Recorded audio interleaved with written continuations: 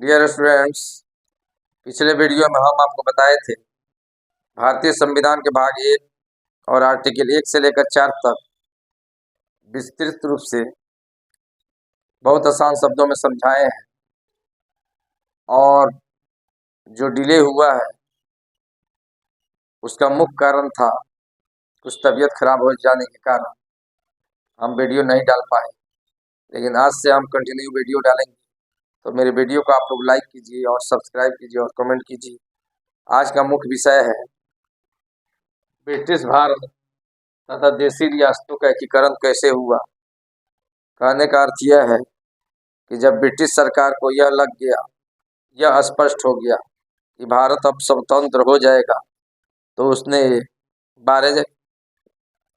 12 मई 1946 ईस्वी को देशी रियासतों पर एक श्वेत पत्र जारी करके यह घोषणा किया कि देशी रियासतों पर से राजा की सर्वोच्च शक्ति को समाप्त किया जाता है और देशी रियासत अब क्या होंगे, स्वतंत्र होंगे।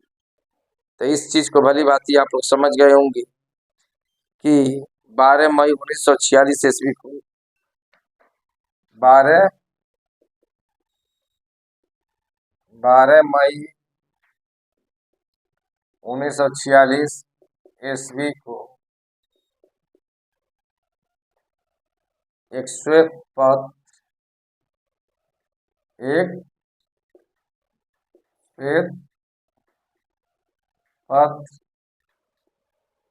जारी करके ब्रिटिश सरकार ने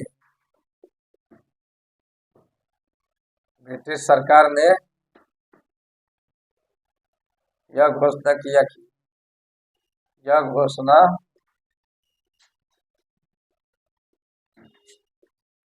किया कि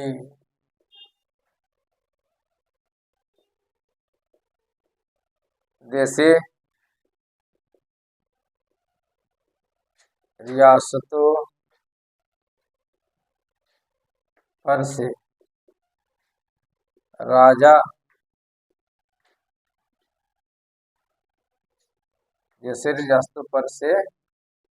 के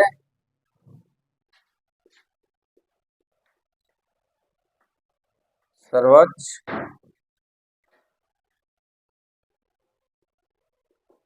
शक्ति को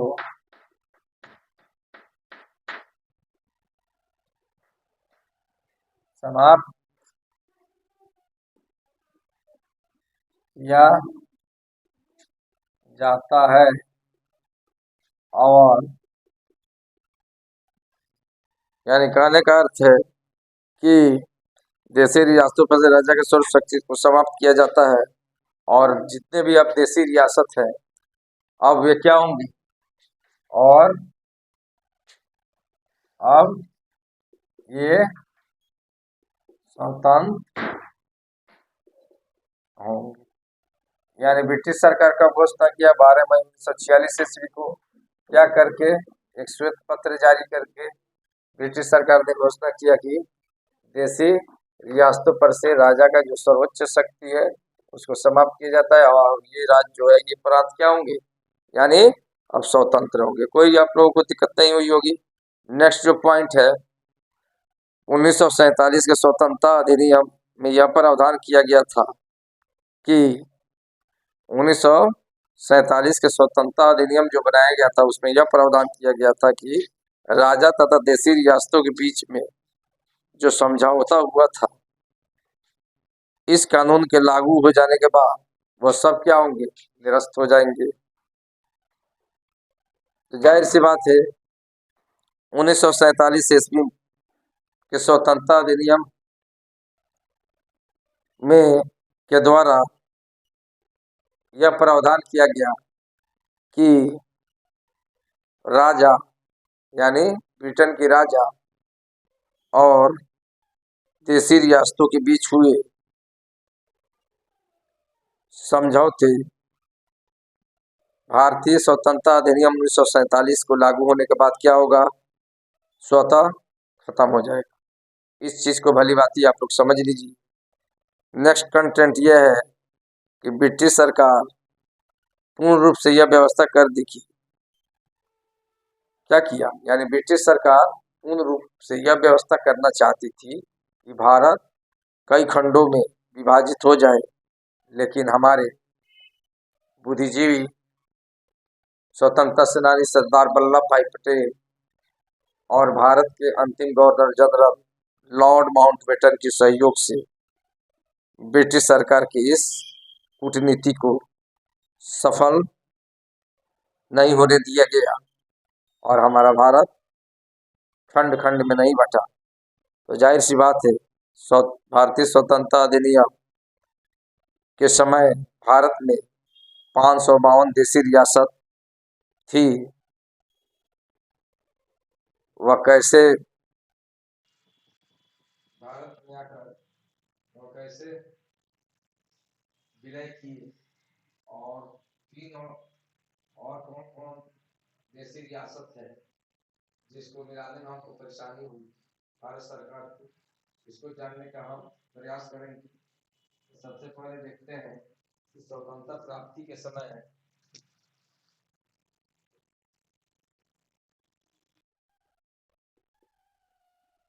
स्वतंत्रता प्राप्ति के समय भारत में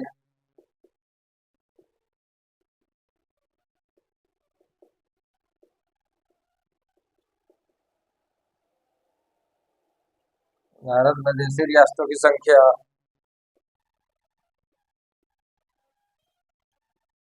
552 थी। ओके, कितने थे? 552 थी। अब इन सभी देशी रियासतों को कैसे एकीकरण किया गया, इस कंटेंट को आप समझिए कि देशी रियासतों का एकीकरण कैसे हुआ। तो देशी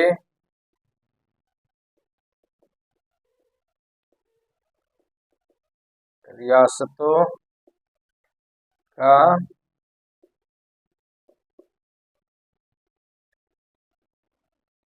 देशी रियासतों का एकीकरण।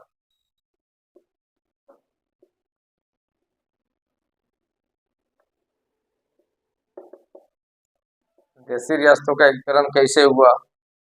सर्वप्रथम आप लोग जानने का यह प्रयास कीजिए कि आजादी के समय में राजनीतिक जो इकाइयां थी उसका 2 यूनिट था। पहला यह था ब्रिटिश प्रांत, जो पहले भी हम बताए थे। ब्रिटिश प्रांत उसे कहते हैं जो ब्रिटिश सरकार के शासन के अधीन जो प्रांत है उसे हम ब्रिटिश प्रांत के नाम से जानते हैं। वह पहला इकाई का नाम है। और दूसरा इकाई था देशी रियासत, यानी राजा के शासन के अधीन, यानी भारतीय राजाओं के शासन के अधीन जो प्रांत था उसे देशी रियासत के नाम से जाना जाता था। लेकिन ब्रिटिश राजशाही से उसका क्या था, वह संबंधित था। ओके, तो इस चीज को भली भांति आप लोग समझ गए होंगे। अब देखते हैं कि भारतीय स्वतंत्रता अधिनियम 1947 के अंतर्गत भारतीय स्वतंत्रता अधिनियम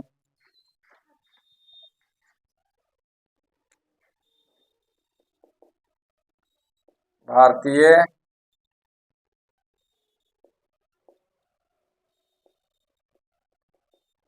स्वतंत्रता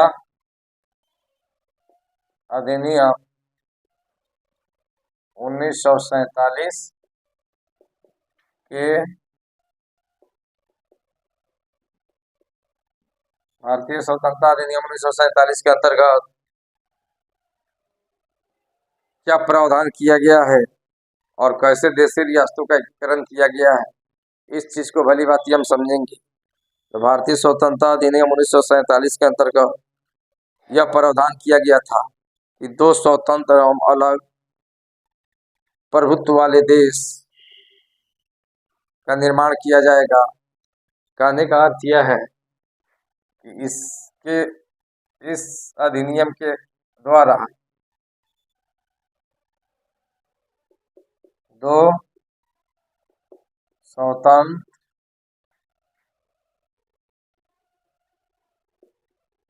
प्रभुत्व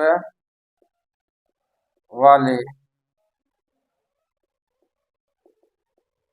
राष्ट्र का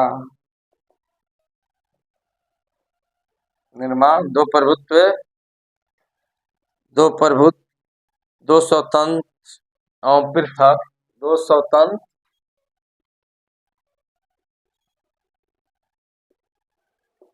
एवं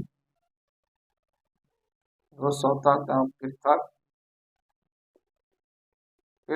प्रभुत्व वाले राष्ट्र का निर्माण। दो स्वतंत्र एवं पृथक प्रभुत्व वाले राष्ट्र का निर्माण, जिसमें पहला भारत का निर्माण किया गया और दूसरा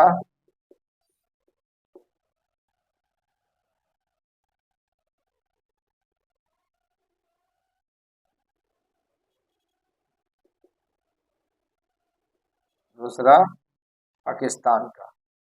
यानी भारत से कटकर जो एक दूसरा राष्ट्र बना, वह कौन राष्ट्र का निर्माण किया गया? तो पाकिस्तान राष्ट्र का अलग क्या हुआ? निर्माण हुआ। जो दोनों स्वतंत्र एवं प्रभुत्व वाले थे, ये दो राष्ट्र का निर्माण भारतीय स्वतंत्रता अधिनियम 1947 के अंतर्गत किया गया और देशी रियासतों को 3 विकल्प दिया गया। देशी रियासत को कितने विकल्प दिया गया? देशी रियासत को 3 विकल्प भी दिया गया। और 3 विकल्प क्या था? देशी रियासत को 3 विकल्प दिया गया। पहला विकल्प यह था कि भारत में शामिल हो, यानी देशी रियासत को 3 विकल्प क्या दिया गया? पहला विकल्प है वो भारत में रहना चाहते हैं तो भारत में शामिल हो, भारत में स्वतंत्र रूप से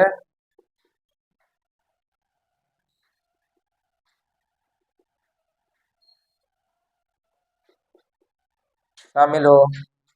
दूसरा विकल्प यह दिया गया, अगर वो पाकिस्तान में शामिल होना चाहते हैं तो वह पाकिस्तान में शामिल हो।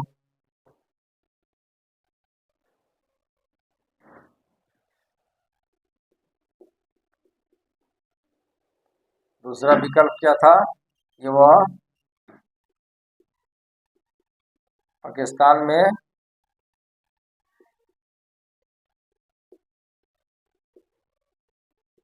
जाना चाहते हो तो पाकिस्तान में शामिल हो। तीसरा विकल्प यह था कि वे स्वतंत्र। तीसरा विकल्प क्या था? तीसरा विकल्प यह था कि वो स्वतंत्र रहना चाहते हैं तो स्वतंत्र भी रह सकते हैं, उसके लिए कोई दिक्कत नहीं था। यानी तीसरे विकल्प था कि वह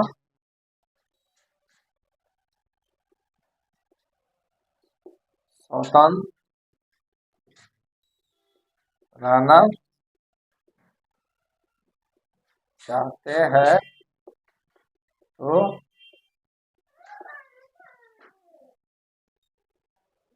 स्वतंत्र है।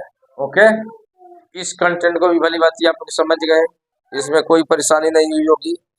अब देखते हैं कि 552 जो देशी रियासत था, वह स्वेच्छा से भारत में कितना देशी रियासत शामिल हो रहा है, इस चीज को आप लोग ध्यान पूर्वक देखिए। तो 552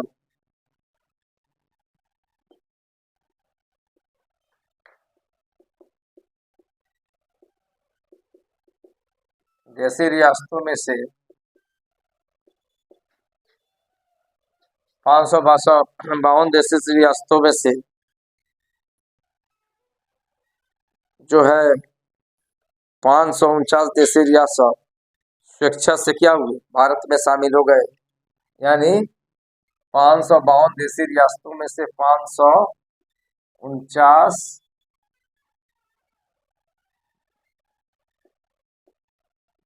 स्वेच्छा से 552 देशी रियासतों में से 549 स्वेच्छा से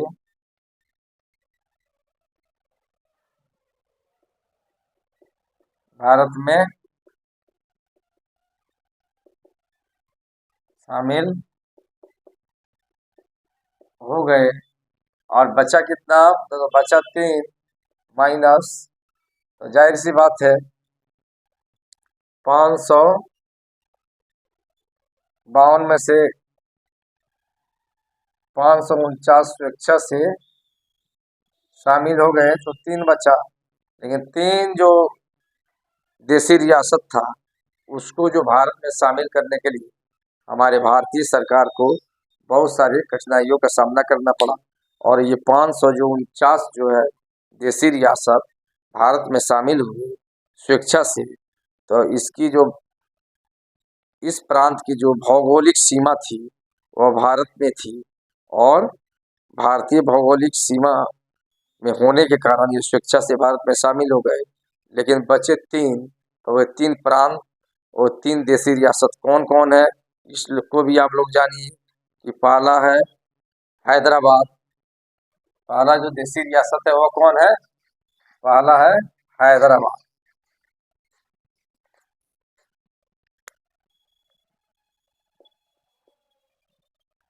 पहला है हैदराबाद, दूसरा है जूनागढ़, और तीसरा है जम्मू एंड कश्मीर।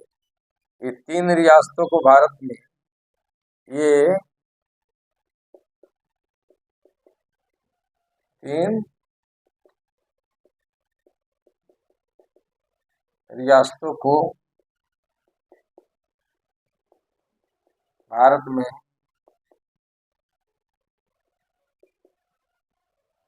शामिल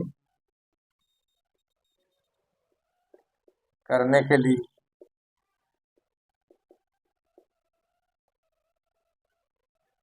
ये 3 जो रियासत है, ये 3 रियासत को भारत में शामिल करने के लिए भारत सरकार को बहुत सारी कठिनाइयों का सामना करना पड़ा। वह कठिनाइयाँ कौन कौन है? ये 3 रियासत को भारत में शामिल करने के लिए भारत सरकार को बहुत सारी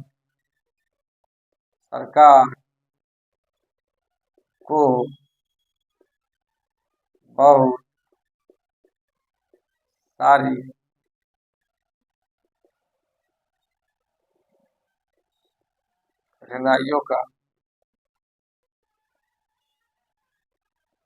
सामना करना बहुत सारी कठिनाइयों का क्या करना पड़ा? सामना करना पड़ा। तो वो कैसे शामिल हुए इस चीज को हम देखते हैं कि हैदराबाद कैसे शामिल हुए भारत में। हैदराबाद पहला जो रियासत था हैदराबाद को भारत में कैसे शामिल किया गया, तो आप लोग ये जानने का प्रयास कीजिए कि हैदराबाद को पुलिस कार्रवाई करके भारत में मिलाया गया। हैदराबाद को पुलिस कार्रवाई करके भारत में क्या किया गया? भारत में मिलाया गया। दूसरा जो जूनागढ़ है,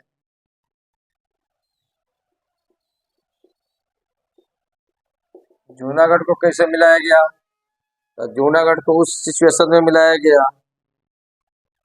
जब वहाँ का राजा, वहाँ का शासक पाकिस्तान भाग गया। यानी जूनागढ़ का शासक पाकिस्तान भाग गया तो वहाँ जनमत संग्रह करा के जूनागढ़ को भारत में मिलाया गया। कहने का अर्थ यह है कि यहाँ का जूनागढ़ का यहाँ का शासक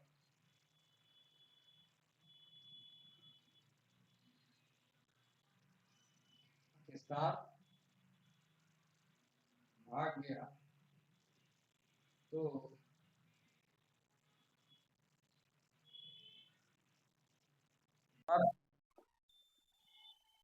संग्रह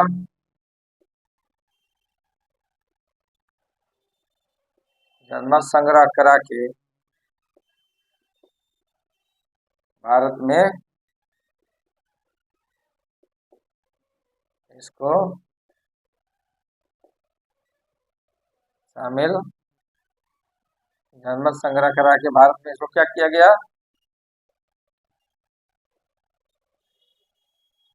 शामिल किया गया। तीसरा हॉट जो मुद्दा है आपके सामने वह कौन है? तो तीसरा हॉट मुद्दा जम्मू कश्मीर है।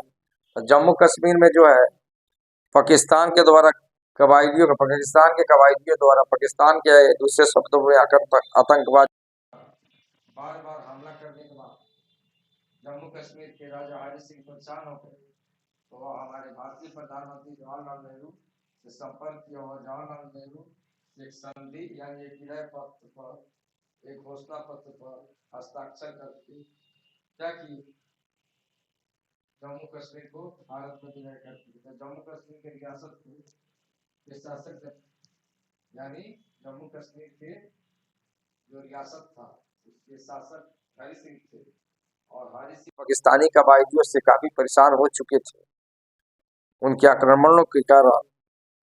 तो वे जवाहरलाल नेहरू से संपर्क किए और एक विलय पत्र पर हस्ताक्षर करके अपनी रियासत को क्या किए, भारत में मिला दी। और उसके लिए बहुत सारा शर्त लगाए, जो वही आर्टिकल 300 जिसमें जम्मू कश्मीर के लिए विशेष रूप का दर्जा दिया गया। इस चीज को हम अलग से भली बात आपको पढ़ाएंगे और समझाएंगे। तो सर्वप्रथम यह जानने की कोशिश की जम्मू कश्मीर के शासक जम्मू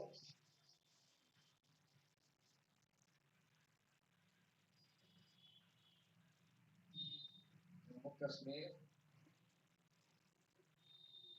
के शासक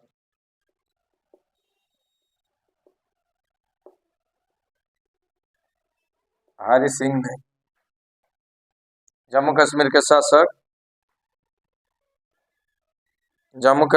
शासक हरि सिंह ने पाकिस्तानी कबायलियों के आक्रमण के कारण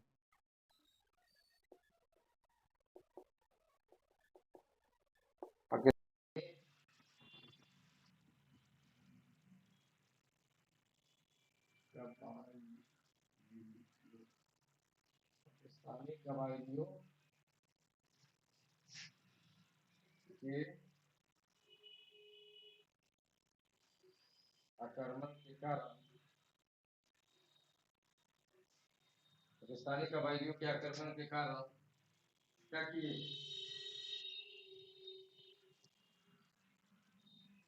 विलय पत्र पर हस्ताक्षर कर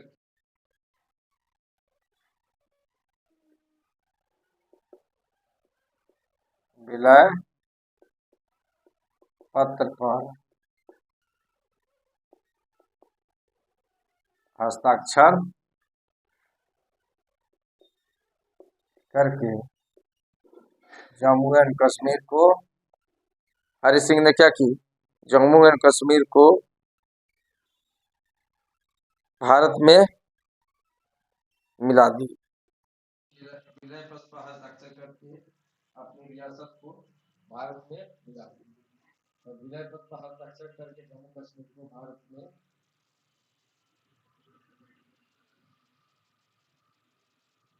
मिला और इसके लिए अलग संविधान की व्यवस्था बनी जम्मू कश्मीर के लिए। आर्टिकल 370 में उसका प्रावधान किया गया था। हाल फिलहाल में मोदी गवर्नमेंट ने इसको निरस्त कर दिया।